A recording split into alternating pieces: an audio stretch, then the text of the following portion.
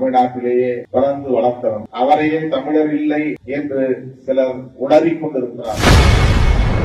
பெரியார் குறித்து நாம் தமிழர் கட்சி ஒருங்கிணைப்பாளர் சீமான் பேசுவதை வேடிக்கை பார்க்க முடியாது என விசிக தலைவர் திருமாவளவன் ஆவேசமாக பேசியுள்ளார். பெரியாரை விமர்சிப்பவர்கள் விமர்சிக்கட்டும் என்று நாம் வேடிக்கை பார்த்து நிற்க முடியாது. பெரியாரையே அந்நியர் என்று சொல்லக்கூடியவர்கள் அம்பேத்கரை சொல்வதற்கு எவ்வளவு நேரமாகும்? பெரியார் இந்த வண்டியில் தனது இறுதி மூச்சு வரையில் 94 வயது வரையில் தமிழர்கள் தலைமை பெற வேண்டும் என்பதற்காக ஓடி ஆடி உழைத்த ஒரு மாமனிதன். தமிழ்நாட்டிலேயே பிறந்து வளர்ந்தவர்.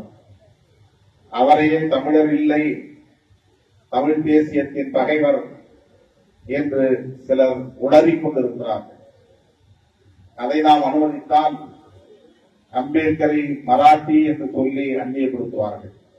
அவர் ஒரு மராட்டியர், அவருக்கும் தமிழுக்கும் என்ன சம்பந்தம்? அவருக்கும் தமிழ்நாட்டுக்கும் என்ன சம்பந்தம்? தமிழ்நாட்டிலே தமிழை தாய்மொழியாக கொண்ட தலைவர்கள் தோன்றவில்லையா? ரெட்டமலை சீனிவாசன் இல்லையா? பண்டிதர் அயோத்திதாசர் இல்லையா? என்.ஜி. ராஜா இல்லையா?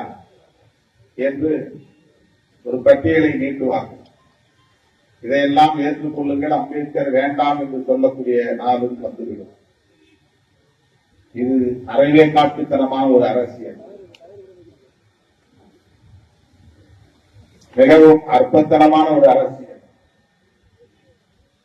மொழிவாத அடிப்படையிலே இனவாத அரசியலை உயர்த்தி பிடிக்கும் ஒரு முயற்சி. செய்திகளை உள்ளது உள்ளபடி தெரிந்து கொள்ள ரெஃப்ளெக்ட் நியூஸை சப்ஸ்கிரைப் பண்ணுங்க.